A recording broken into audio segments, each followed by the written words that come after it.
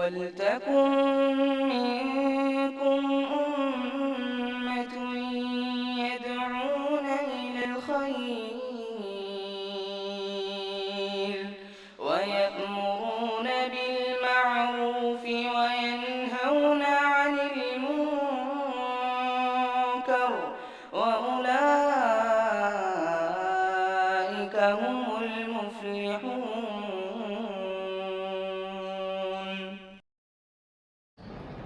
إن الحمد لله نحمده ونستعينه ونستغفره ونعوذ بالله من شرور أنفسنا ومن سيئات أعمالنا. من يهده الله فلا مضل له ومن يضلل فلا هادي له، وأشهد أن لا إله إلا الله وحده لا شريك له، وأشهد أن محمدا عبده ورسوله. أما بعد، فإن خير الحديث كتاب الله، وخير الهدي هدي محمد صلى الله عليه وسلم، وشر الأمور محدثاتها، وكل محدثة بدعة، وكل بدعة ضلالة، وكل ضلالة في النار. محترم حاضرین، سامعین کرام، اصول ثلاثہ کے اس درس میں آپ تمام حضرات کا خیر مقدم ہے۔ اللہ رب العالمین ہمارے اور آپ کے مل بیٹھنے کو قبول فرمائے۔ علم دین، علم نافع سیکھنے، اس کے مطابق عمل کرنے، اس کی دعوت عام کرنے اور اس راستے میں آنے والی مصیبتوں کے اوپر اللہ رب العالمین ہمیں اور آپ کو صبر کی توفیق نصیب فرمائے۔ گزشتہ درس میں ایمان کے آخری اور چھٹے رکن کے تعلق سے آپ کے سامنے گفتگو ہو چکی تھی، یعنی تقدیر کے اوپر ایمان لانا، اور یہ وضاحت کی گئی تھی کہ تقدیر کے اوپر ایمان لانے کے 4 مراتب ہیں، یا 4 امور کو تقدیر کے اوپر ایمان لانا شامل ہے۔ علم، یعنی اللہ رب العالمین کا علم ہر چیز کو محیط ہے۔ دوسرے نمبر پہ کتابت، اللہ تعالیٰ نے مخلوقات کی تقدیر کو لکھ کر کے رکھ دیا ہے۔ تیسری چیز ہے مشیت، کوئی بھی چیز اللہ رب العالمین کے ارادے سے الگ نہیں ہے۔ اللہ تعالیٰ جو چاہتا ہے وہ ہوتا ہے، جو نہیں چاہتا ہے وہ نہیں ہوتا ہے۔ اور چوتھی چیز ہے خلق، کہ اللہ رب العالمین مخلوقات کو اور دنیا کے ہر چیز کو پیدا کرنے والا ہے۔ اب اس کے بعد آئیے، تیسرا درجہ دین کا وہ احسان ہے۔ پڑھیے احسان کے تعلق سے صفحہ نمبر 36۔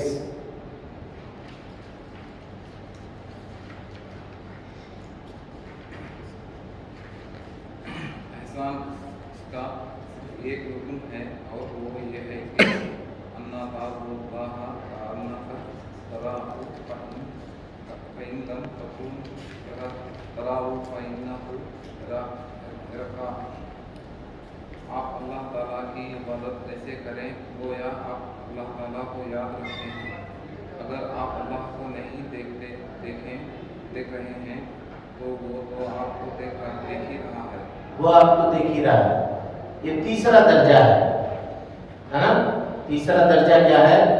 احسان کا۔ پہلے ہم لوگوں نے کیا پڑھا؟ اسلام، اس کے بعد ایمان، اور اس کے بعد احسان۔ اور ہم آپ کو بتا چکے ہیں کہ یہ الٹا ہے، یعنی درجات کے اعتبار سے سب سے اونچا درجہ کون سا ہے؟ احسان کا، اس کے بعد ایمان کا، اور اس کے بعد اسلام کا۔ تو یہ سب سے اونچا درجہ ہے، جو تیسرا درجہ ہے۔ اس درجے کا کیا نام ہے؟ احسان۔ اور احسان کا صرف ایک رکن ہے۔ وہ رکن کیا ہے؟ کہ آدمی جب اللہ رب العالمین کی عبادت کرے تو عبادت اس طریقے سے کرے کہ اللہ تعالیٰ اس کو دیکھ رہا ہے، اللہ تعالیٰ اس کو دیکھ رہا ہے، یا عبادت اس طریقے سے کرے کہ وہ اللہ تعالیٰ کو دیکھ رہا ہے۔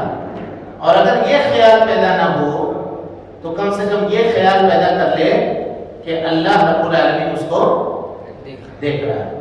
یہ کہ کون سا درجہ ہے؟ یہ بولیے، تیسرا درجہ ہے کہ آدمی جب اللہ رب العالمین کی عبادت کرے تو یہ خیال کرے کہ اللہ تعالیٰ کو وہ دیکھ رہا ہے، اور اگر یہ خیال پیدا نہ ہو سکے تو کم سے کم یہ خیال پیدا کر لے کہ اللہ تعالیٰ اس کو دیکھ رہا ہے۔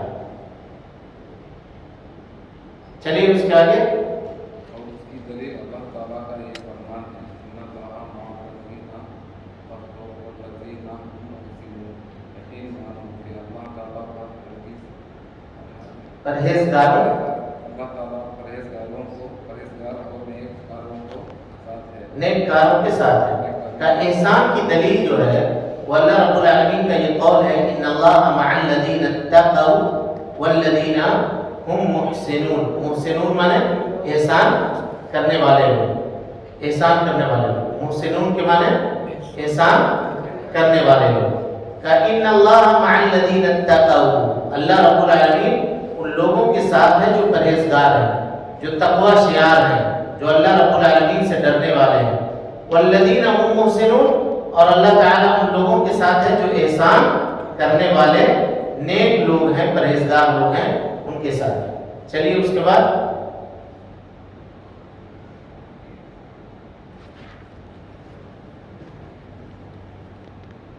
اور اللہ اور یہ فرمان توکل علی الذین وتوکل علی العزیز الرحیم توکل علی العزیز الرحیم الذی یراک حین تقوم وتقلبک فی الساجدین انہ هو السمیع العلیم۔ دیکھیے اس کو کہتے ہیں کہ اپنا پورا بھروسہ، وتوکل علی العزیز الرحیم، اپنا پورا بھروسہ غالب مہربان اللہ تعالیٰ کے اوپر رکھو۔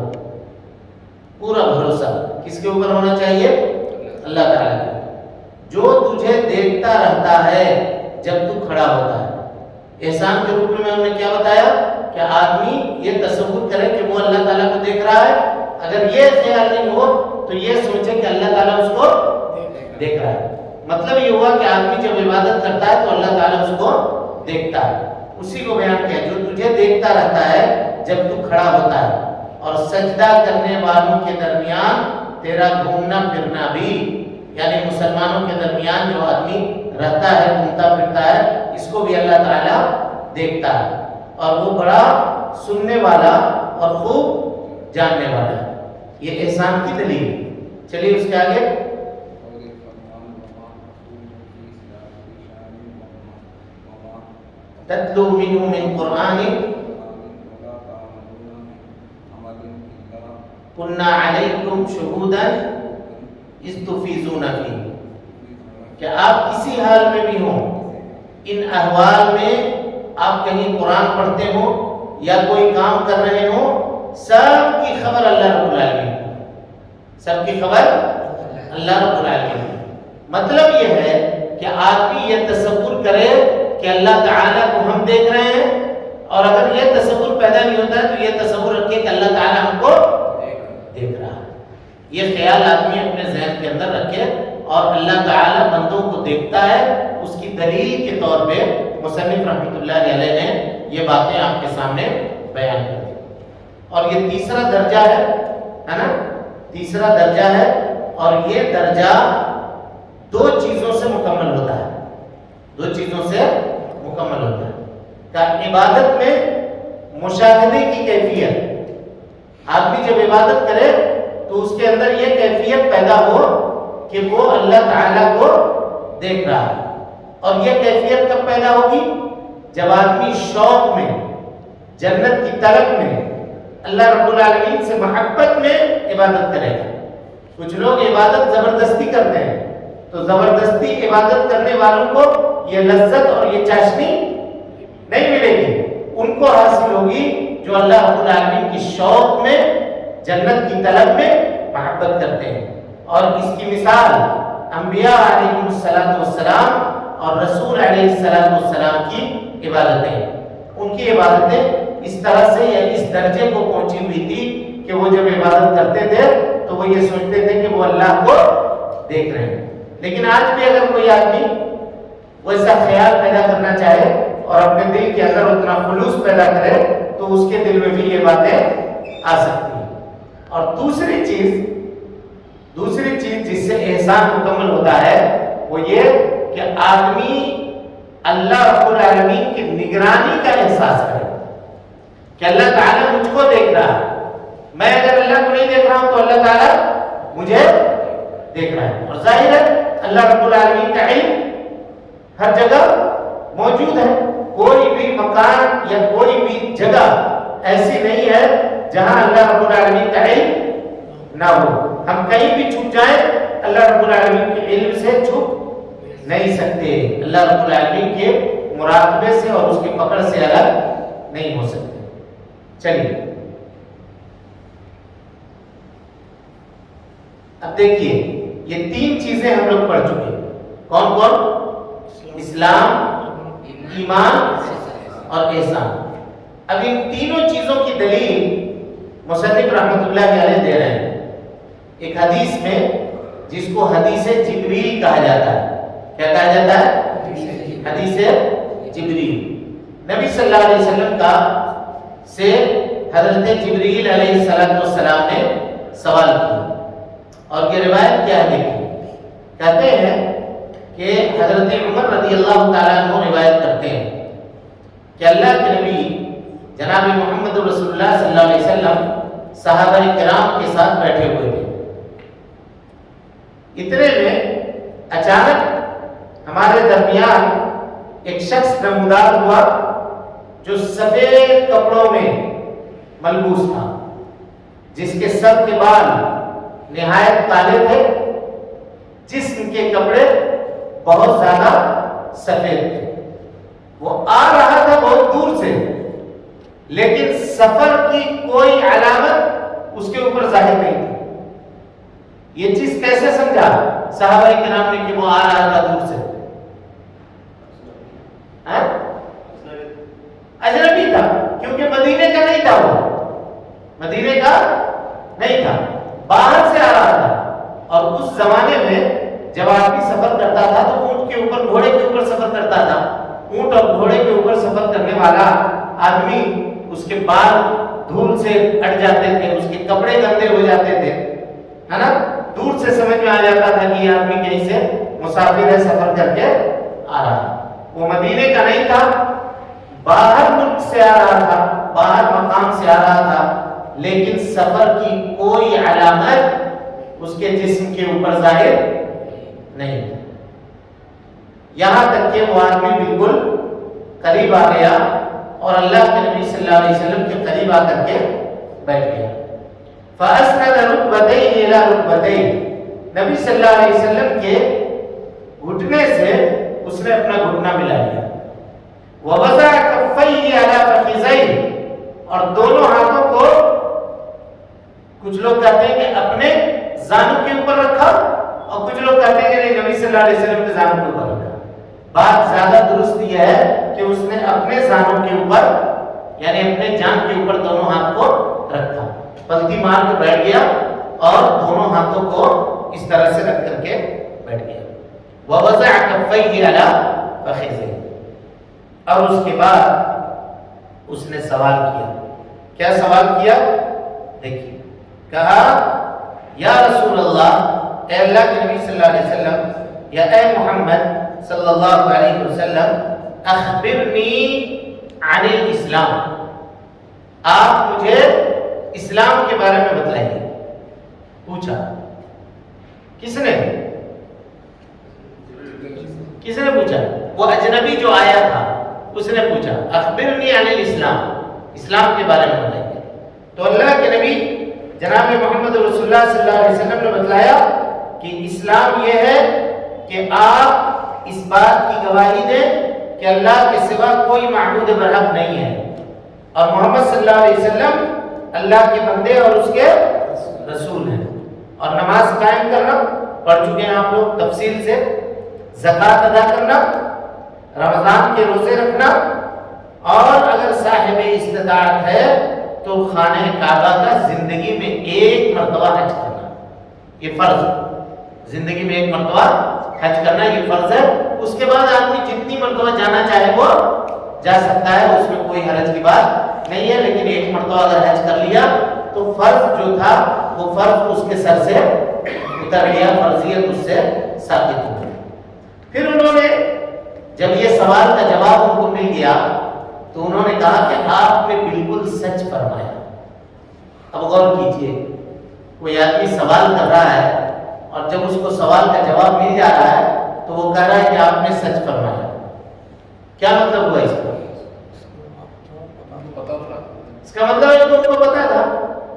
صحابہ کرام کہتے ہیں فَعَجِبْنَا لَهُ، ہم کو بڑا تعجب ہوا، يَسْأَلُهُ وَيُصَدِّقُهُ، خود پوچھ رہا ہے سوال اور تصدیق بھی کر رہا ہے کہ آپ نے سچ کہا ہے نا۔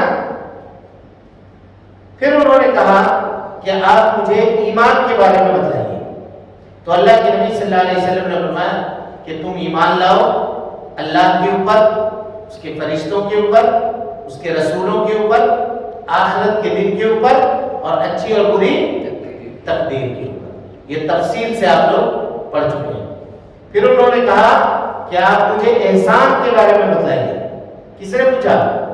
حضرت جبریل نے، وہ اجنبی جو آئے تھے انہوں نے پوچھا۔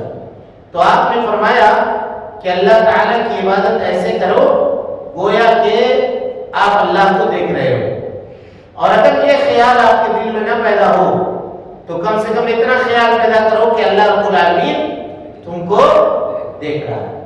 پھر انہوں نے پوچھا، سوال کرنے والے نے، کہ آپ قیامت کے بارے میں بتائیے، قیامت کے بارے میں بتائیے۔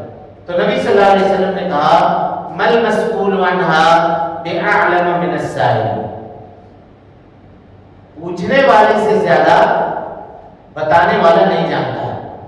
یعنی قیامت کے علم کے متعلق میرا علم اور تمہارا علم برابر ہے، ہم لوگ دونوں نہیں جانتے ہیں قیامت کب قائم ہوگی، کیونکہ اللہ تعالیٰ قرآن مجید میں کیا کہتا ہے، ان اللہ عنده علم الساعہ، قیامت کا علم یہ صرف اللہ رب العالمین کے پاس ہے، اس کے علاوہ کوئی دوسرا نہیں جانتا ہے کہ کب قیامت قائم ہوگی۔ تو اسی کو اللہ کے نبی صلی اللہ علیہ وسلم نے کہا مل مسئول عنہا بأعلم من السائل، پوچھنے والے سے زیادہ بتانے والے کو علم نہیں ہے، مطلب دونوں اس علم میں برابر ہیں۔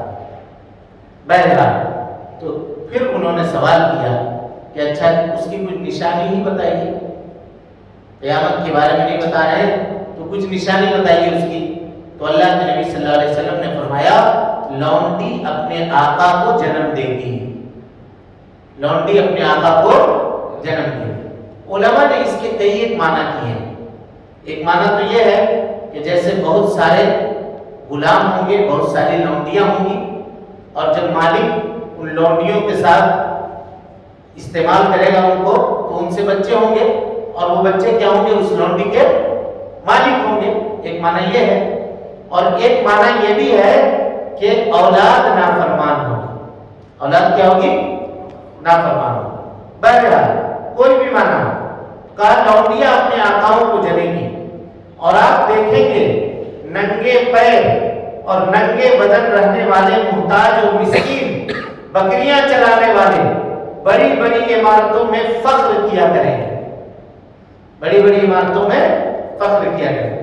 پہلے یہ بلڈنگ بڑی بڑی عمارتیں اس شہر کے اندر ہوا کرتی تھی، اب جا کر کے گاؤں دیہات کے اندر بھی جا کر آپ دیکھ لیں ایسی بڑی بڑی بلڈنگ آپ کو ملے گی کہ شہر کے اندر بھی ویسی بلڈنگ نہیں ہے۔ جو غریب لوگ، چرواہے لوگ، عام طور پہ کمزور لوگ، وہ اب کیا کر رہے ہیں، عیش و عشرت کی زندگی گزار رہے ہیں۔ اسی کو اللہ کے نبی صلی اللہ علیہ وسلم نے بیان کیا کہ تم دیکھو گے بکریوں کے چرواہے اور ننگے بدن رہنے والے لوگ بڑے بڑے محل کے اندر آرام کر رہے ہوں گے۔ یہ قیامت کی نشانیوں میں سے ایک نشانی تھی اللہ کے نبی صلی اللہ علیہ وسلم کی پیشین گوئی تھی، جو پیشین گوئی آج ثابت ہو گئی، ہر بار ثابت ہے۔ اس کے بعد راوی کہتے ہیں کہ پھر وہ شخص اٹھا اور اٹھنے کے بعد چلا گیا، اٹھ کر کے وہ شخص چلا گیا۔ ہم لوگ تھوڑی دیر ٹھہرے رہے، اسی مجلس میں بیٹھے رہے۔ آپ صلی اللہ علیہ وسلم نے فرمایا اے عمر، کیا تم جانتے ہو یہ آدمی کون تھا، پوچھنے والا کون تھا؟ تو میں نے کہا کہ اللہ اور اس کے رسول زیادہ جانتے ہیں۔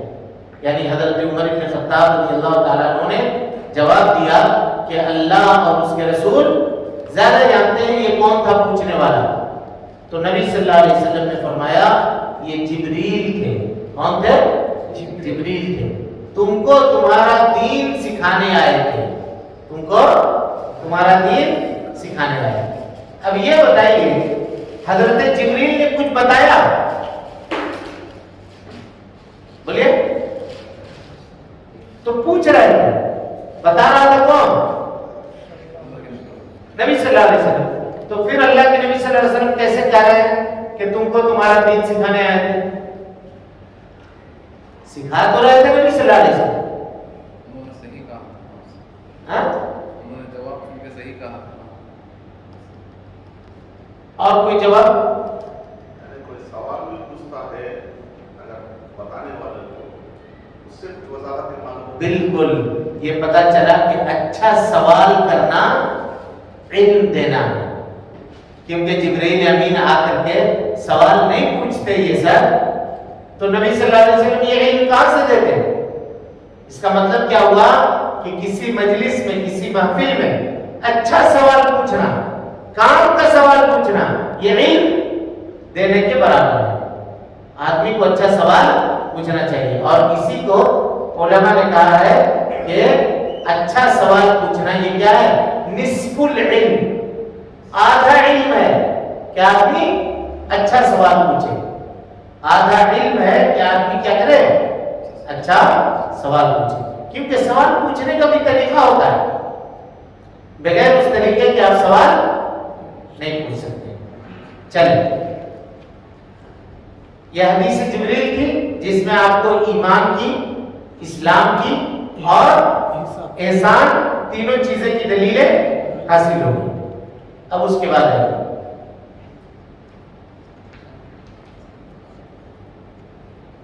صفحہ نمبر 40. پڑھیے کوئی آپ.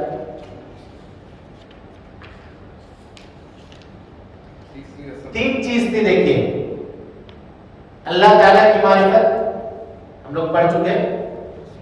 اس کے بعد کیا تھا؟ دین اسلام کی معرفت وہ پڑھ چکے. دین اسلام کون کون ہے؟ اسلام, ایمان اور احسان. ان تینوں کے مجموعے کا نام کیا ہے؟ دین. ان تینوں کے مجموعے کا نام دین ہے, وہ پڑھ چکے.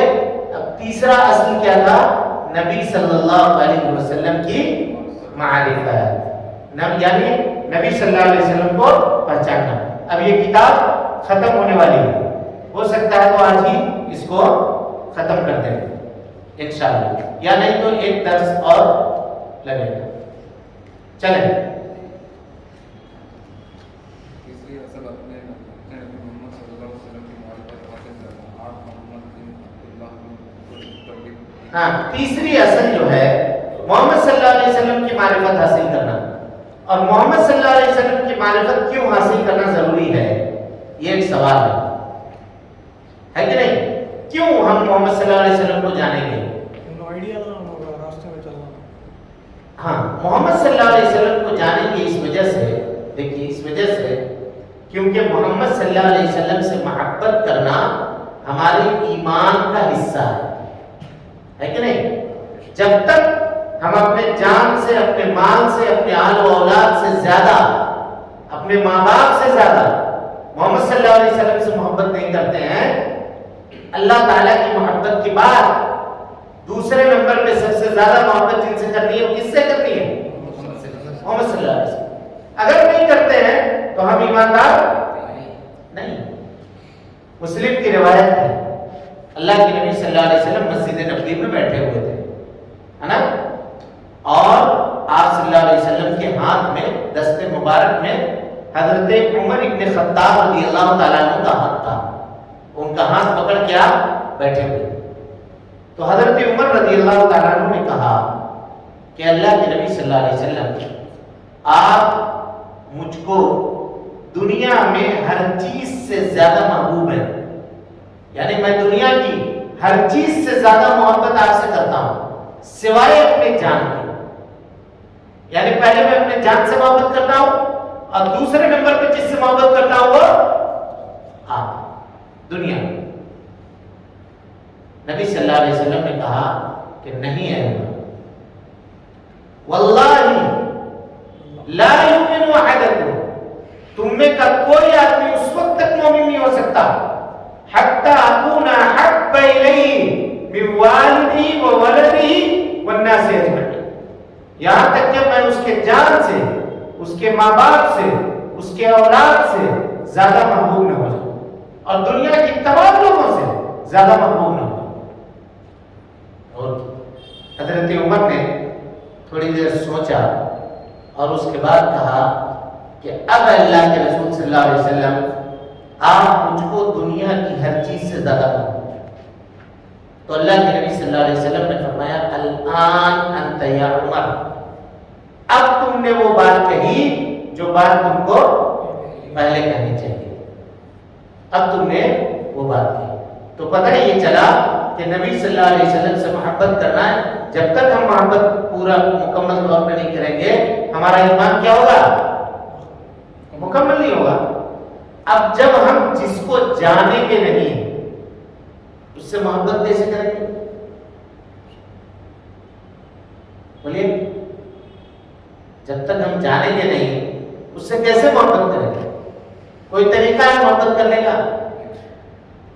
بولیے بھائی، نہیں۔ تو آپ کو جانیں گے کیسے؟ جب نبی صلی اللہ علیہ وسلم کی سیرت کو پڑھیں گے، آپ کی زندگی کے حالات کو پڑھیں گے۔ اور دیکھیے جتنا یہ حدیث ہے، پورا حدیث کی جو اتنی بڑی بڑی کتابیں ہیں، یہ ساری کتابیں کیوں ہیں؟ اسی لیے تو ہے کہ نبی صلی اللہ علیہ وسلم کی سیرت کو محفوظ کیا جائے۔ ان کتابوں کے اندر کیا ہے؟ وہی چیز تو ہے جو اللہ کے نبی صلی اللہ علیہ وسلم کی سیرت ہے، وہی باتیں جو آپ نے کیا ہے، وہی باتیں جو آپ نے کہی ہیں، وہی باتیں جو آپ نے کسی کو آرڈر دیا ہے۔ آپ کی سیاسی زندگی کیسی تھی، گھر میں آپ کیسے رہتے تھے، بیویوں کے ساتھ آپ کا معاملہ کیسا تھا، بچوں کے ساتھ آپ کا معاملہ کیسا تھا، بیٹیوں کے ساتھ آپ کا معاملہ کیسا تھا، دوستوں کے ساتھ، رشتہ داروں کے ساتھ، بازار میں، گھر میں، مکان میں، تنہائی میں، لوگوں کے ساتھ کس طرح سے آپ کے معاملات تھے، یہ سارا کچھ کہاں بیان کیا گیا ہے؟ حدیث مصطفیٰ صلی اللہ علیہ وسلم۔ تو جب تک ہم اس کو جانیں گے نہیں، جب تک ہم اس کو پورے طور پہ پڑھیں گے نہیں، تو ہم اللہ کے نبی صلی اللہ علیہ وسلم کے بارے میں جان نہیں سکتے۔ اور جب ہم نبی صلی اللہ علیہ وسلم کے بارے میں نہیں جان سکتے تو آپ سے محبت بھی نہیں کر سکتے۔ ابھی میں کسی ایک کا نام لے کر کے آپ کو کہوں، عبداللہ، امریکہ کا ایک عبداللہ، تو کیا آپ کو محبت ہو جائے گی اس سے؟ بولیے، نہیں ہوگی۔ بس آپ کے ذہن میں ایک تصویر بن جائے گی کہ ہاں ایک عبداللہ ہوگا جس کے 2 آنکھ ہوں گے، جس کا ایک منہ ہوگا، جس کے جو 2 کان ہوں گے، 2 ہاتھ ہوگا، 2 پیر ہوگا، بس ہے کہ نہیں؟ اتنا ہی بنے گا، اس سے زیادہ اور کیا بنے گا؟ لیکن جب اس کے بارے میں جان جائیں کون عبداللہ جو بہت زیادہ صدقہ و خیرات کرتا ہے، کون عبداللہ جس کی تہجد کی نماز کبھی نہیں چھوٹتی، کون عبداللہ جو اللہ رب العالمین کی عبادت میں ہمہ وقت لگا رہتا ہے، تو اس کے تعلق سے آپ کے دل میں محبت ہوگی یا نہیں ہوگی؟ بولیے بھائی، ہوگی یا نہیں ہوگی؟ ایک آدمی تھا کچھ دنوں پہلے انتقال کیا ایک بیماری سے، علی بنان، معلوم ہے آپ لوگوں کو؟ ہاں سنے آپ لوگ؟ کینسر کی بیماری سے 2 سال پہلے رمضان میں انتقال کیا۔ اب آپ نہیں جانتے اس کے بارے میں تو آپ کیا اس سے محبت کریں گے؟ لیکن جو آدمی جانتا ہے اس کو کہ وہ کس طرح کا آدمی تھا اور کیسے اس کی زندگی کے اندر تبدیلی آئی اور کس طرح سے نیکی اس نے اختیار کیا، تو اس سے لوگ محبت کریں گے یا نہیں کریں گے؟ یہی مطلب ہے۔ تو جب تک ہم نبی صلی اللہ علیہ وسلم کو جانیں گے نہیں، تب تک نبی صلی اللہ علیہ وسلم سے ہم محبت نہیں کر سکتے۔ تو آپ صلی اللہ علیہ وسلم کا نام محمد، آپ کے والد کا نام عبداللہ، آپ کے دادا کا نام عبد المطلب، اور آپ کے پردادا کا نام کیا ہے؟ ہاشمی. کیا نام ہے؟ ہاشمی. یعنی آپ صلی اللہ علیہ وسلم ہاشم قبیلہ قریش کا ایک قبیلہ ہاشمی جو ہے وہاں سے آپ صلی اللہ علیہ وسلم کا تعلق ہے، جو عرب کا ایک مشہور اور عزت دار قبیلہ ہے. عرب جو ہیں یہ اصل میں حضرت اسماعیل بن ابراہیم خلیل اللہ کی ذریت اور ان کے اولاد میں سے. یعنی خانہ کعبہ جب آباد کیا گیا مکہ المکرمہ کو تو کس کے ذریعے سے آباد کیا گیا؟ حضرت ابراہیم علیہ السلام کے دوسرے بیٹے حضرت اسماعیل علیہ السلام کے ذریعے سے خانہ کعبہ کو آباد کیا گیا اور وہاں پہ رہنے والے لوگوں کو مکہ المکرمہ. آپ کی عمر 63 سال، یعنی کل عمر اللہ کے نبی صلی اللہ علیہ وسلم کی کتنی ہے؟ 63 سال. 63 60 پر 3. اور یہی اللہ کے نبی صلی اللہ علیہ وسلم نے فرمایا میری امت کی جو عمر ہے وہ 60 سال سے لے کر کے 70 سال کے درمیان ہے نا، 60 سے لے کے 70 کے درمیان. اس سے جو کراس کر گیا 70 سے، سمجھیے کہ وہ گریس پیریڈ میں اللہ رب العالمین کا بہت خاص فضل ہے، بہت احسان ہے اس کے اوپر کہ وہ عمر اس کو حاصل ہوئی. کیونکہ اللہ کے نبی صلی اللہ علیہ وسلم کی حدیث ہے خیر الناس، سب سے بہترین آدمی وہ ہے من طال عمرہ، جس کی عمر لمبی ہو، وحسن عملہ، اور اس کا عمل بہتر، سب سے بہتر آدمی ہو. اور کہا وشر الناس، سب سے برا آدمی وہ ہے من طال عمرہ، جس کی عمر لمبی ہو، وساء عملہ، اور اس کی عمل کیا ہے؟ اس کا عمل برا ہو، اس کا عمل خراب ہو، وہ سب سے برا ہے. تو 63 سال یہ اللہ کے نبی صلی اللہ علیہ وسلم کی کل عمر ہے. یعنی دنیا کے اندر آپ کتنے دنوں تک زندہ رہے؟ 60. آپ صلی اللہ علیہ وسلم کو 40 سال کی عمر میں نبوت ملی اور اقرا بسم ربک الذی خلق کے ذریعے سے آپ کو نبی بنایا گیا. اقرا بسم ربک الذی خلق سے آپ کو نبی بنایا گیا. اور اس کے بعد 2.5 سال کے بعد یا ایھا المدثر کے ذریعے سے آپ کو رسول بنایا گیا. یعنی اللہ کے نبی صلی اللہ علیہ وسلم نبی بھی ہے اور اللہ کے نبی صلی اللہ علیہ وسلم کیا ہے؟ رسول بھی ہے. نبی اور رسول میں فرق یہ ہے کہ نبی کہتے ہیں جو اللہ تعالیٰ نے جس کو بھیجا ہو لیکن اس کو کوئی نئی شریعت نہیں دی ہو، نئی شریعت نہیں دی ہو، پچھلے شریعت کو نافذ کرنے، اسی کو فالو کرنے والے ہو، یہ نبی ہیں. اور رسول وہ ہیں جن کو اللہ رب العالمین نے نبی بنا کر بھیجا ہو، ان کو نئی شریعت دی ہو اور اس کی تبلیغ کا حکم دیا، اس کی تبلیغ کا حکم دیا.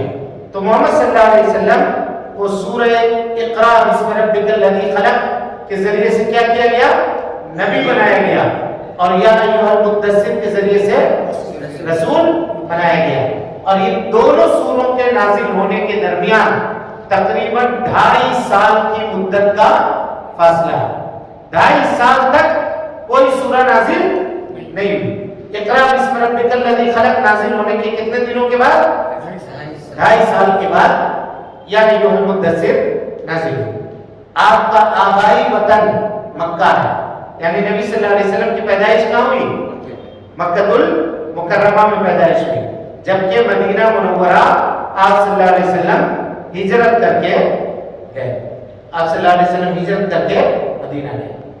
آپ کی کل عمر 63 سال ہے. 63 سال میں 40 سال نبی بنائے جانے سے پہلے کا عمر ہے. اب نبی کب بنائے گئے؟ 40 سال میں.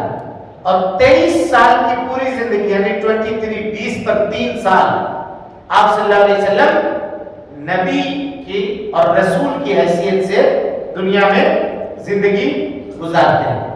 اس میں بھی 13 سال آپ صلی اللہ علیہ وسلم کہاں گزارتے ہیں؟ مکہ المکرمہ میں. اور 10 سال مدینہ منورہ میں. اس لیے یاد رکھیے سب کام آئے گا. 13 سال مکہ المکرمہ میں اور 10 سال مدینہ منورہ میں. اللہ تعالیٰ نے نبی صلی اللہ علیہ وسلم کو شرک سے ڈرانے والا اور توحید کی طرف دعوت دینے والا بنا کر کے بھیجا ہے. اس کی دلیل ہے یا ایھا المدثر قم فانذر وربک فکبر وثیابک فطہر والرجز فاہجر ولا تمنن تستکثر ولربک فاصبر. سورہ مدثر کے شروع کی جو ہے 6 آیتیں 7 آیتوں کو آپ اٹھا کر دیکھیے. یعنی اللہ رب العالمین فرما رہا ہے اے کپڑا اوڑھنے والے. مدثر کہتے ہیں لحاف کے اندر کپڑے کے اندر اپنے آپ کو لپیٹ لینا. اس کو کیا کہتے ہیں؟ مدثر. کہا اے کپڑا اوڑھنے والے یا کپڑا لپیٹنے والے کھڑے ہو جاؤ. قم کھڑے ہو جاؤ. فانذر اور لوگوں کو ڈراؤ. اپنے رب کی بڑائیاں بیان کرو اور اپنے کپڑے کو پاک رکھو اور بتوں کی ناپاکی چھوڑ دو. بتوں کی ناپاکی چھوڑ دو. کپڑے کو پاک رکھو مانے اپنے ظاہری حصے کو اور اپنے باطنی حصے کو, دل کو بھی پاک رکھو اور جسم کے کپڑے وغیرہ کو بھی ظاہری صفائی اور ستھرائی کا بھی خیال رکھو. اور احسان کر کے جتلانے کی خواہش نہ رکھو اور اپنے رب کی راہ میں صبر کرو. یعنی احسان اگر کسی کے ساتھ کرو تو اس کو جتلاؤ نہیں کہ ہم نے فلاں وقت تمہارے ساتھ یہ کیا تھا, فلاں وقت تمہارے ساتھ کیا تھا. ایسا نہ کرو, کیونکہ اللہ کے نبی صلی اللہ علیہ وسلم اس امت کے سب سے بڑے محسن ہیں. سب سے بڑا احسان اس امت کے اوپر اللہ رب العالمین کے بعد کس کا ہے؟ نبی صلی اللہ علیہ وسلم کا. اگر آپ صلی اللہ علیہ وسلم دعوت نہ دیتے, آپ صلی اللہ علیہ وسلم اسلام کو نہیں پھیلاتے, آپ صلی اللہ علیہ وسلم اسلام کو پھیلانے میں تکلیف برداشت نہیں کرتے, تو یہ دین اسلام ہم تک پہنچتا کیا؟ ہم لوگ آج مسلمان ہوتے کیا؟ سوچئے کہاں عرب ہے اور کہاں ہم ہیں.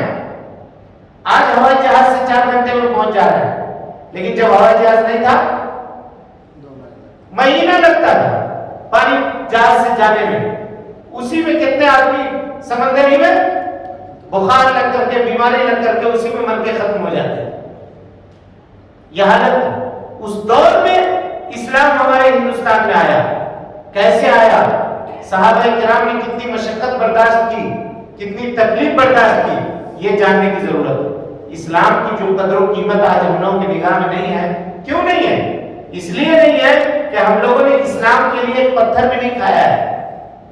کوئی پوچھا نہیں ہم لوگوں کو.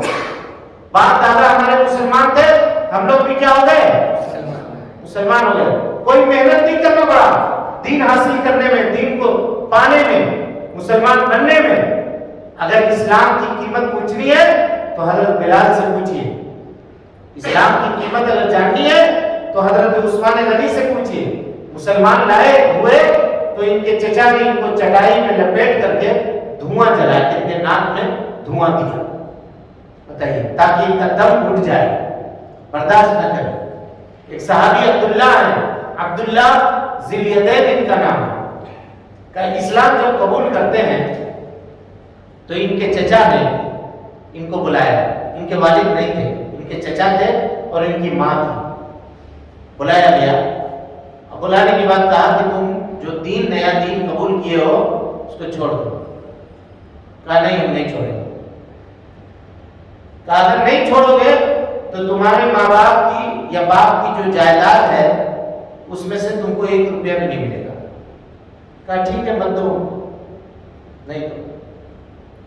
کہا یہ جو کپڑا پہنے ہوئے ہو یہ کپڑا بھی ہمارا ہے, اس کو بھی اتارو. کہا اسی جگہ پر ماں کے سامنے, چچا کے سامنے جسم کا ایک کپڑا ان کا اتروا دیا. ایک چھوٹا سا ٹاول تھا جو ان کا اپنا تھا, اس کو لپیٹ کر کے وہ خالی بدن مکے سے چل کر کے 340 کلومیٹر پیدل مدینہ منورہ پہنچے. ان کو معلوم ہے اسلام کی قیمت کیا ہے. نبی صلی اللہ علیہ وسلم فجر کی نماز کے لیے جب نکلے تو دیکھا کہ کوئی آدمی ٹھنڈی کے مارے جس کے دانت بج رہے ہیں، خوب ٹھنڈک کا موسم جب ہوتا ہے تو آدمی کے دانت کٹکٹاتے ہیں نا، تو دیکھا کہ کوئی آدمی مسجد کے کونے میں مسجد نبوی میں بیٹھا ہوا ہے اور اس کے دانت کٹکٹا رہے ہیں. تو اللہ کے نبی صلی اللہ علیہ وسلم نکلے، پوچھا کون ہے مسجد میں؟ کہا اللہ کے رسول میں عبداللہ. کہا کون عبداللہ؟ کہا عبداللہ ذی الیدین، آپ نے میرا نام رکھا تھا ذی الیدین. کہا عبداللہ تمہاری یہ حالت؟ کہا اللہ کے رسول صلی اللہ علیہ وسلم گھر والوں نے سب چھین لیا، یہی باقی بچا تھا یہ لے کر کے آئے. نبی صلی اللہ علیہ وسلم کے جسم کے اوپر ایک موٹا کمبل تھا، آپ نے اس کو لے کر کے اپنے سے اڑا لیا. کہتے ہیں جو ٹھنڈک میرے جسم میں لگ رہی تھی وہ ٹھنڈک کی کیفیت ختم ہو. اس کے بعد سے اللہ کے نبی صلی اللہ علیہ وسلم سے اتنے دلارے تھے یہ، اور نبی صلی اللہ علیہ وسلم ان سے اتنی محبت کرتے تھے کہ کوئی بھی بات کسی کو پوچھنی ہوتی تھی تو انہی کو کہتے تھے لوگ کہ جاؤ جا کر بات کرو، تم بات کر سکتے ہو، تم بات کر سکتے. یہاں تک کہ ایک مرتبہ نبی صلی اللہ علیہ وسلم نے ظہر کی نماز 2 رکعت میں سلام پھیر دیا، بھول گئے 2 رکعت میں سلام. وہیں پہ حضرت ابوبکر صدیق ہیں، وہیں پہ حضرت عمر ہیں، سب صحابہ بیٹھے ہوئے ہیں. کسی کی جرت نہیں ہے کہ وہ نبی صلی اللہ علیہ وسلم سے کہیں کہ نماز کم ہو گئی. کون کہا؟ سب نے اشارہ کیا ذی الیدین کو، پوچھو پوچھو. تو انہوں نے پوچھا ابصرت الصلاۃ یا رسول اللہ، اے اللہ کے نبی صلی اللہ علیہ وسلم کیا نماز کم کر دی گئی ہے؟ ام نسیتا، یا آپ بھول گئے؟ تو نبی صلی اللہ علیہ وسلم نے کہا نہ نماز کم ہوئی ہے اور نہ میں بھولا ہوں، نہیں بھولا. تب دوسرے صحابہ نے کہا کہ نہیں، اللہ کے رسول صلی اللہ علیہ وسلم آپ نے 2 رکعت میں سلام پھیر دیا. پھر آپ صلی اللہ علیہ وسلم نے 2 رکعت ان لوگوں کو نماز پڑھائی اور سجدہ سہو کیا. تو ان کو اسلام کی قیمت معلوم. ان لوگوں نے اسٹرگل کیا تھا، محنت کی تھی، تکلیفیں برداشت کی تھی، دوسروں سے تانے سنے تھے، ان کے مال کو برداشت کیا تھا، اپنے بچوں کو یتیم کروایا تھا، بیویوں کو بیوہ کیا تھا، مال و دولت سب اللہ رب العالمین کے راستے میں، اسلام کے راستے میں ان لوگوں نے لٹایا تھا اور خرچ کیا. بہرحال تو اللہ کے نبی جناب محمد رسول اللہ صلی اللہ علیہ وسلم کو اللہ رب العالمین نے رسول بنا کر کے بھیجا. اب وقت چونکہ مکمل ہوا ایک سیشن کا، پھر انشاءاللہ دوسرے سیشن میں گفتگو کو مکمل کریں گے. السلام علیکم ورحمۃ اللہ وبرکاتہ.